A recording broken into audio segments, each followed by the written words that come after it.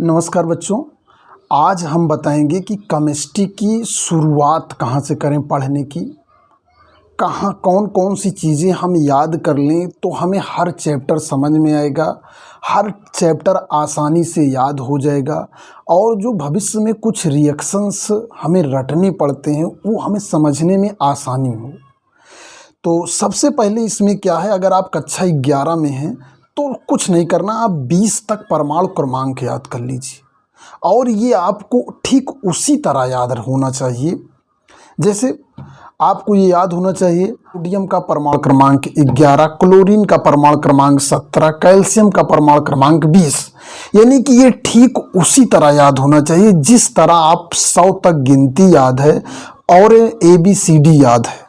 ठीक है, अगर हम आपसे कहें ABCD सुनाइए ना तो आप अपने दिमाग से नहीं, आप अपने अवचेतन मन से सुनाते हैं। जो आपने बचपन से याद किया है उसी धारा फ्लो में आप सुना देते हैं। अगर वहीं पर हम कहें चलिए उल्टी ABCD सुनाइए, तब आपकी रफ्तार रुक जाएगी क्योंकि तब आपको दिमाग से सुनाना पड़ेगा। तो यहाँ पर सबसे पहले आप 1 से 20 तक शुरुआत में परमाणु क्रमांक याद कर लीजिए। परमाणु क्रमांक याद करने के बाद इसी के आधार पर इसको जो है केमिस्ट्री की गिनती कहते हैं या केमिस्ट्री की ABCD समझ सकते हैं। जब आपको 1 से 20 तक शुरुआत में याद हो जाएगा, कुछ दिन बाद आप 30 तक याद करिए, आप पूरे 120 याद कर सकते हैं क्योंकि 11 और 12 में सारी चीज़ों का यूज है। लेकिन शुरुआत में आप क्या करिए, आप केवल 20 परमाणु क्रमांक तक जो है तत्वों को याद कर लीजिए। उनका परमाणु क्रमांक आपको याद हो गया। फिर आपको इलेक्ट्रॉनिक विन्यास करना सीखना है जो आपको कक्षा 11 में दूसरे चैप्टर में सिखाया जाएगा।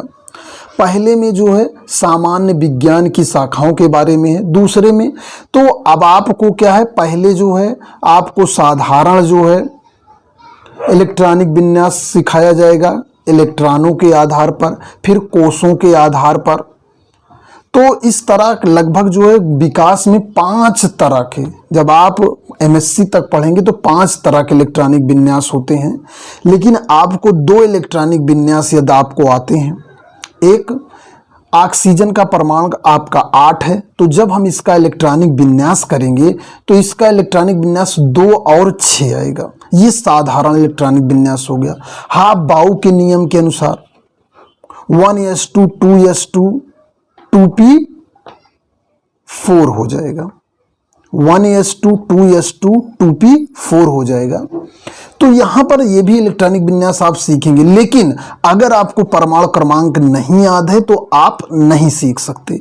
चलिए एक सरसरी निगाह, जैसे मान लीजिए आपको परमाणु क्रमांक याद हो गए तो आपको ये याद होना चाहिए कि बाहरी कोश में कितने इलेक्ट्रॉन हैं, उसकी संयोजकता कितनी है, वो इलेक्ट्रॉन लेता है कि देता है कि साझा करता है। ये 4 बातें आपके हमेशा दिमाग में उसी तरह घूमनी चाहिए जैसे हम गाना याद करते हैं। जैसे हमें 52 गज का है तो हमें गाना एकदम हमारे दिमाग में घुस जाता, उसी तरह क्या परमाणु क्रमांक आपको याद होना चाहिए। बाहरी कोश में कितने इलेक्ट्रॉन हैं याद होने चाहिए। और ये बाहरी कोश में इलेक्ट्रॉन आपको तब पता चलेगा जब आपको इलेक्ट्रॉनिक विन्यास आएगा।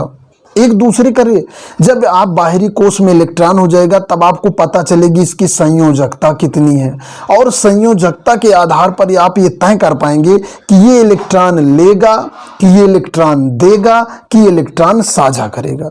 3 ही तरह की कंडीशन है।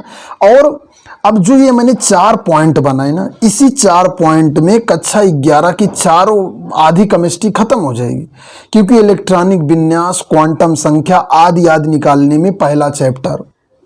इलेक्ट्रॉन के बाहरी कोश में कितने इलेक्ट्रॉन हैं ये भी कहने का मतलब इसी का हिस्सा है।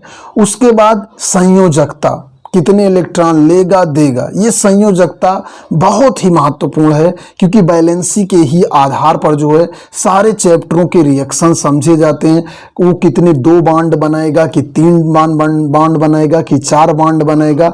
और बॉन्ड जब बनाना आप सीख लेंगे तो किसी भी इस संसार में करोड़ों केमिकल्स मौजूद हैं, केवल आपको कुछ सेलेक्टेड केमिकल्स यौगिक पढ़ाए जाते हैं जो आपके जर्नल यूज में हैं। जो जर्नल यूज में है वही केमिस्ट्री केवल सिलेबस में होती है। इसके अलावा प्रकृति में हमारा शरीर का हर भाग केमिकल से बना है, बांडों से, छोटे छोटे बांडों से बना हुआ है। उसके बाद हमारा धीरे धीरे बढ़ता है और मरने के बाद जब जलाया जाता है तो वही बांड टूट जाते हैं और फिर छोटे छोटे मॉलिक्यूल्स में हवा में उड़ जाते हैं और फिर जो नए प्लांट होते हैं वो लेते हैं। ये जीवन साइकिल चलती रहती है। और थोड़ा सा केमिस्ट्री पढ़ने में एक चीज़ का ध्यान रखना है। शुरुआत तो आप समझ गए होंगे, आपको परमाणु क्रमांक याद होना चाहिए। उसके बाद परमाणु क्रमांक जब याद हो जाएगा तो धीरे धीरे आपको परमाणु भार भी याद हो जाएगा जब आप यूज करने लगेंगे। बाहरी कोश में कितने इलेक्ट्रॉन हैं, उसकी संयोजकता कितनी है, वो इलेक्ट्रॉन लेता है कि देता है कि साझा करता है। यहीं से शुरुआत करनी होगी और इसे आपको राह चलते याद करना है। 2-3 बातें अगर आप केमिस्ट्री बहुत डिटेल में पढ़ेंगे तो आपको भूलने की आदत हो जाएगी, क्योंकि हमारे दिमाग में एक फिक्स स्पेस है।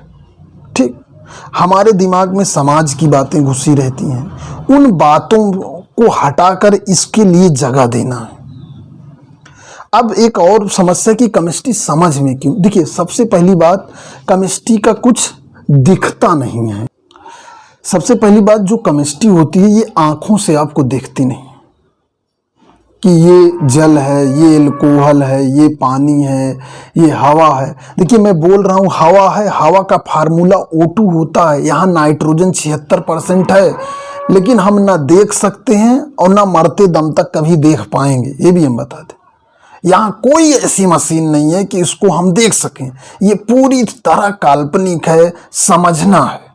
जैसे लोग सोचते हैं कि हम जब मुंबई या नैनीताल अमेरिका घूमने जाएंगे तो हमें बहुत मजा आएगा। यह एक कल्पना है, यह एक कल्पना है। जब लोग वहां जाते हैं तो उनको कोई मजा नहीं आती, कहते अरे यार कौन क्या है।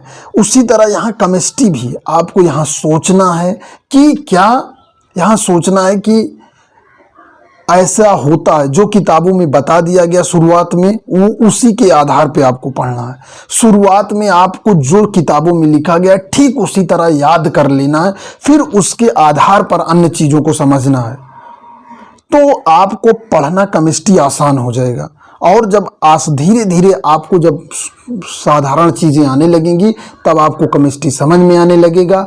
जब समझ में आने लगेगा तब आपका इसमें इंटरेस्ट होगा। और शुरुआत आप वहीं से करिए जहाँ से बताया गया है। और एक चीज़ और, अब जैसे 1 से 20 तक आपको याद करना है तो इसको भी रटना पड़ेगा। शुरुआत रटने से ही करनी पड़ेगी। आप क्या करिए, हाइड्रोजन का 1, हीलियम का 2, लिथियम का 3, बेरिलियम का 4, बोरान का 5, कार्बन का 6, नाइट्रोजन का 7, ऑक्सीजन का 8, उसके बाद फ्लोरीन का 9 और नियान का 10, सोडियम का 11, मैग्नीशियम का 12, एल्युमिनियम का 13, सिलिकॉन का 14, सल्फर का 15, फास्फोरस का 15, सल्फर का 16, क्लोरीन का 17, आर्गन का 18, पोटेशियम का 19, कैल्शियम का 20। इस तरह जब आप याद कर लेंगे यानी कि तब आपको आना शुरू होगा। नहीं तो भाई ये पढ़ाई के दौरान नहीं, आगे जब भी पढ़ेंगे समस्याएं उसी तरह बरकरार रहेंगी। जिस तरह समस्या आज है उस तरह ही बरकरार रहेगी। और यदि आप इस छोटी सी बात का ध्यान दे लेते हैं तो आप निश्चित रूप से हमेशा आप हमारे चैनल को देखेंगे, क्योंकि एक सलाह को मानना, एक सलाह आपकी पूरी ज़िंदगी बदल सकती है। नहीं तो आप जब भी कोई बड़ा गेम अचीव करना चाहेंगे तो किसी चीज़ से आप भाग नहीं पाएंगे। इसलिए सबसे पहले आपकी बैठने की जगह फिक्स होनी चाहिए, पढ़ने का टाइम भी आप मैक्सिमम अपनी किताबों को दीजिए, क्योंकि जो टाइम आज आप किताबों को देंगे वो कल पैसे के रूप में आपको मिलेगा। ये एक काल्पनिक बात है। जो टाइम आज आप किताबों पे दे रहे हैं वो चक्रवृद्धि ब्याज के साथ बाद में मिलेगा। ये एक कल्पना है। जो इस कल्पना को समझ जाते हैं, फ्यूचर को देखना सीख जाते हैं, फ्यूचर की अपॉर्चुनिटी को समझना सीख जाते हैं, भविष्य के अवसर को देखना सीख जाते हैं, वो जो है वही आगे जाते हैं। अब आप सोचिए कि तुरंत रिएक्शन याद कर रहे हैं, तुरंत फायदा करने लगेगा तो नहीं। ये ठीक उसी तरह है जैसे एक जीव जन्म लेता है, धीरे धीरे धीरे करके बड़ा होता है। उसी तरह जब आपको एक एक सूत्र, एक चीज और, अगर आपने एक सूत्र एक बार याद कर लिया तो वो कभी बदलना नहीं है। H2O का फार्मूला याद कर लिए, आप चाहे MSc पहुंच जाएंगे, PhD, सूत्र वही रहेगा। तो आपको कोई चीज एक ही बार याद करना है, और आपने एक बार याद कर लिया तो उसका रिजल्ट हमेशा, कुछ चीजें कॉमन है, कॉमन चीजों को याद कर लीजिए, पढ़ना आसान हो जाएगा। इस वीडियो में इतना ही। मैं गुलाब चंद मौर्य, साइंस टीचर। धन्यवाद।